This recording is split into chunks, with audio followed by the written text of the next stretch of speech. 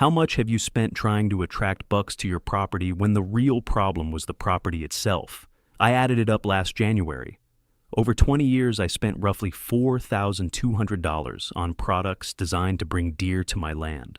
Sprays, powders, blocks, liquids, granular feed, scent wicks, mineral supplements, you name it.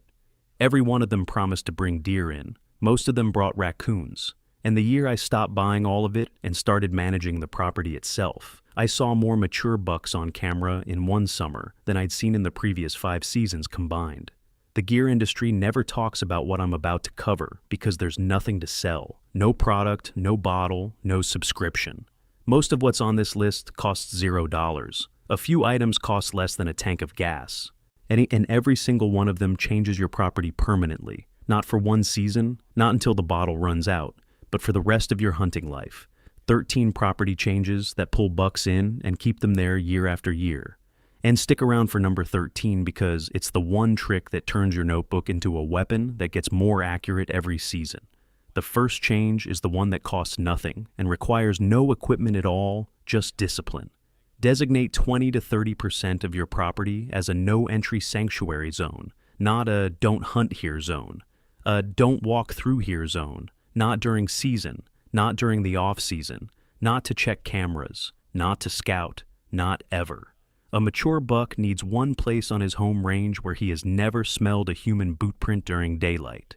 If your property has that zone and your neighbor's property doesn't, the biggest buck in the area will spend his daylight hours on your ground every season because your land is the only place where his detection system never fires. I resisted this for years because it felt like wasting 30% of my property. My wife pointed out that I was also wasting 100% of my attractant budget, so I tried it.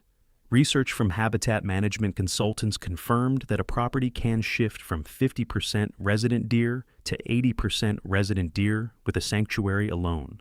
That single change produced more daylight buck photos on my cameras than anything I'd done in the previous decade. A buddy who manages a 300-acre lease in Adams County, in Ohio, did the same thing and said his resident buck count went from 2 consistent mature bucks to 5 within 2 seasons. Same property, same hunter pressure, different approach to 1/3 of the acreage. The second change is one afternoon with a chainsaw that pays dividends for 20 years. Hinge cutting. You pick low-value trash trees, things like locust, elm, box elder, sweet gum, any species that isn't producing mast or timber value, and you cut them at knee-to-waist height, about 2 to 3 feet off the ground, sawing 2/3 of the way through so the top folds over, but the root stays alive. A 50 by 50 yard grid of hinge-cut trees, roughly half a football field in each direction, creates instant bedding cover with browse that deer can reach while lying down. The tree lives 1 to 2 years, providing both food and structure. Then becomes a permanent brush pile. Dr. Craig Harper at the University of Tennessee ran a study on hinge-cut bedding blocks and confirmed that deer use increased significantly in treated areas compared to untreated forest. The tree keeps growing horizontally, leaves sprout at deer level, and the understory explodes with new growth because you just opened the canopy to sunlight. University of Tennessee research led by Dr. Craig Harper confirmed you need at least 50% sunlight reaching the forest floor for the new growth to take hold. If you hinge cut smaller trees but leave the big canopy intact, you won't get the same results. The key is combining hinge cuts with releasing the canopy above them so light actually reaches the ground. One afternoon, one chainsaw. You need 20 years of bedding cover that anchors your target buck on your property instead of the neighbor's. I'll be direct about one thing. I hinge cut too aggressively my first time. Cut everything in sight, including a few oaks I should have left standing. A forester buddy walked the property afterward and just shook his head. The lesson is to cut the junk and leave every mass-producing tree standing. An oak with competing trees removed will triple its acorn production because all the nutrients, sunlight, and water that were feeding the trash trees now feed the one tree that feeds the deer. Which brings me to the third change. Release your white oaks. Cut every competing low-value tree within 15 feet. Roughly the length of a pickup truck, of every white oak on your property. A white oak producing 3 times its current acorn crop pulls deer off neighboring properties every fall for the rest of your hunting life. This costs nothing beyond a chainsaw you already own, Every old-timer who figured this out killed a buck under the same tree for 20 consecutive seasons. The fourth change is about thinking like a deer instead of thinking like a hunter. Give your property what the neighbors don't have. If your neighbors have large food sources, cornfields, bean fields, food plots, then your 40 acres don't need another food plot. Your 40 acres need thick bedding cover that completes the one missing piece in the surrounding landscape. If your neighbors have nothing but open timber, install a water source in a small clover plot. Deer choose a property based on what fills their daily needs, not what duplicates what already exists. A 40-acre parcel that fills the one gap in the surrounding landscape holds more mature bucks than a 400-acre property that looks like everything else around it. Confirmed by Whitetail Partners, Consulting Research. I spent 3 seasons copying what every YouTube channel said to do. Food plots, food plots, food plots. My property was surrounded by 2,000 acres of agriculture. The deer didn't need more food. They needed a place to hide. The year I stopped planting and started cutting, everything changed. The 5th change takes 10 years to pay off, but pays forever once it does. Plant persimmon trees on your existing travel corridors. A sapling costs $8 to $15. Plant 5 to 10 of them between bedding and food today. In a decade, you have a permanent attraction point that requires zero maintenance. All produces every single fall for 50+ years and costs nothing to operate. Deer abandon food plots and corn for ripe persimmons in September. The hunters who planted persimmons 15 years ago are hunting them for free right now. The ones who didn't are still buying attractant sprays every season. The 6th change works within the first season and costs $0. Drop 3 to 4 trees across every deer trail you want to close. Deer follow the path of least resistance and will reroute to the trail you leave open, which is the one that passes through your shooting lane, the cleared corridor where you can take a shot at a known distance. Every property has 5 or 6 deer corridors, which are the natural strips of cover deer use to travel between bedding and feeding areas. The mistake is trying to cover all of them. The right move is closing all but one and concentrating 100% of deer movement through the single corridor where your stand is positioned correctly. Confirmed by Habitat Management Research. I dropped 4 box elders across a secondary trail on my property in March. By October, every deer that used to split between 2 routes was funneling through the one I left open. Same movement volume, half the trails, twice the predictability. The 7th change is the highest return habitat project available to anyone who owns a field or old pasture. Mow 5 to 6 strips, each about 100 yards long, roughly the length of a football field, and 20 yards wide through native weed fields or CRP ground. Leave large strips of greenbrier and blackberry between the mowed strips. When fall rains hit, green forbs pop up in the mowed strips, all creating instant food. Deer use the native strips for cover, and the mowed strips for feeding, maximum edge habitat. Biologists confirm this technique can shift a property from low deer residency to high residency in one season. One afternoon, with a bush hog, changes the property permanently. That habitat management approach, making the land do the work instead of a product, is what I built the Buck Hunter's Bible around. 77 tricks, each with the biology behind it.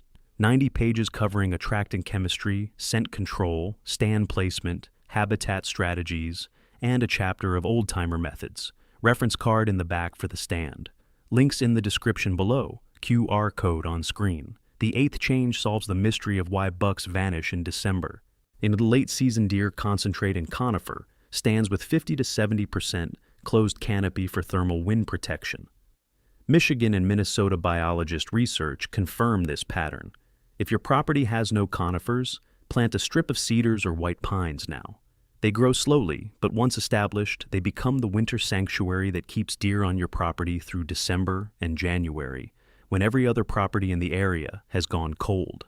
The hunters who have cedar swamps or pine thickets on their land see more late-season deer than anyone else in the county, not because they're better hunters, because they planted the right trees 20 years ago. I didn't have conifers on my property until 2019. I planted 50 white pines along a ridgeline that winter. Most of them are only about 6 feet tall now, roughly head height. They're already getting browsed and the deer bed near them on cold mornings.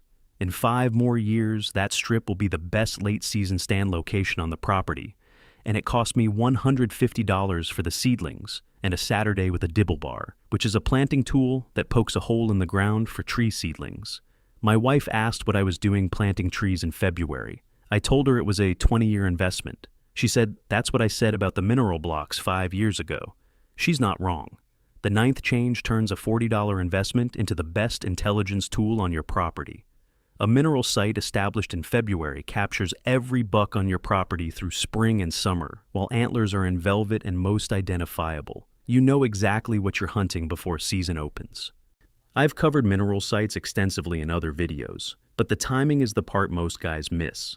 A site started in September gets 2 months of traffic before season. A site started in February gets 6 months of habituation by October. Deer that feel safe at a location in July are far more likely to use that corridor in daylight come November. Total cost, under $40 for a full season using trace mineral salt and decalcium phosphate from the farm co-op. The 10th change is quiet and obvious and nobody does it. Clear a defined path from thick daytime bedding cover to your food source or stand location. Remove every stick, log, and branch that causes noise when stepped on. Deer already know where the food is. What you're doing is making one specific route more attractive than all others by clearing the path of least resistance.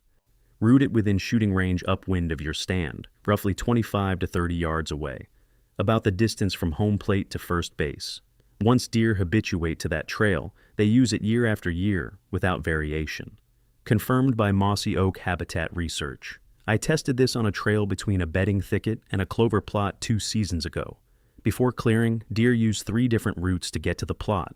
After clearing one trail down to bare dirt and removing every twig, roughly 80% of the traffic funneled to that single trail within 6 weeks. Same deer, same property, different trail conditions. The cleared trail was like a sidewalk through the woods. They took it because it was easier, and easier is what deer always choose. The 11th change costs $40 and lasts a decade. Dig a shallow hole with a shovel. Next, line it with a $30 pond liner from Home Depot, about the size of a bathtub, and fill it from a hose. You just created a reliable water source at any location on your property. In a dry September, this becomes the most attractive point on the entire property. Position it 25 to 30 yards downwind of your stand on a natural travel corridor. Once deer find it in spring, they return every year through every season. In a drought year, it will concentrate deer from properties with no water for 300 to 400 yards in every direction. On water-poor properties, this might be the single highest return investment available. I put one in behind a ridge in 2021, and the camera data was immediate. Does found it within the first week.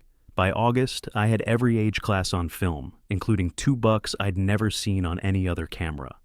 The 12th change builds a precision stand location that produces encounters on the same dates every single season. A cluster of 3 to 4 mock scrapes, which are patches of cleared dirt about 2 feet across where you imitate, where a buck has pawed the ground and left scent.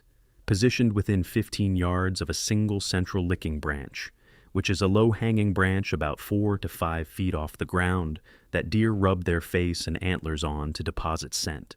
Establish the cluster in early October and leave it undisturbed for the rest of the season. It becomes a community hub that multiple bucks visit annually. National Deer Association research confirmed that once deer condition to a scrape location, they return year after year as long as the licking branch remains. A hunter documented a buck using his mock scrape 6 hours after he created it with no scent added. The investment is 20 minutes and a paracord vine.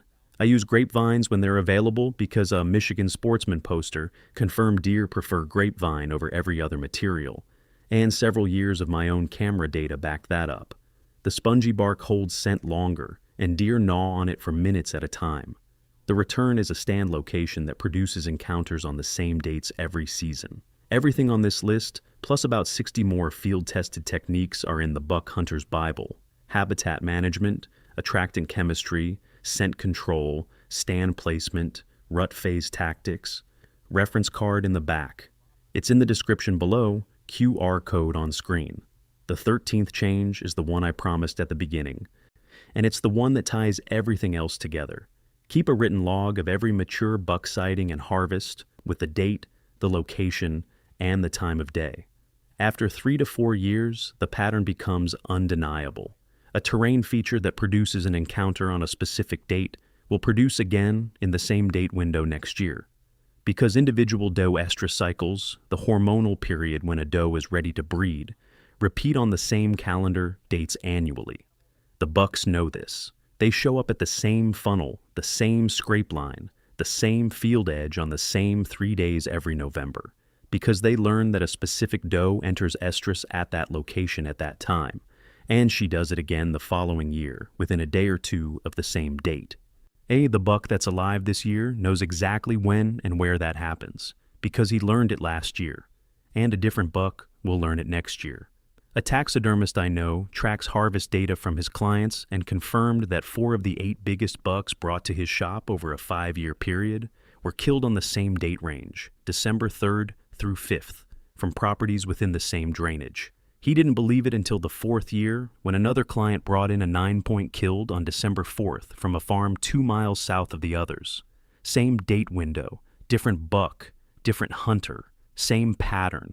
That's not coincidence. That's biology repeating on a calendar.